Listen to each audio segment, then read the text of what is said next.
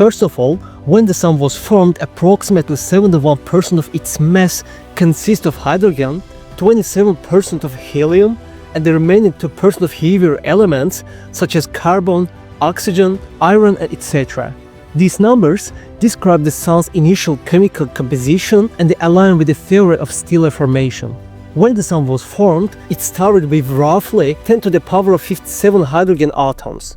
More precisely, the Sun's total mass is approximately 2 times 10 to the power of 30 kilograms, and the mass of a single hydrogen atom is about 1.67 times 10 to the power of negative 27 kilograms.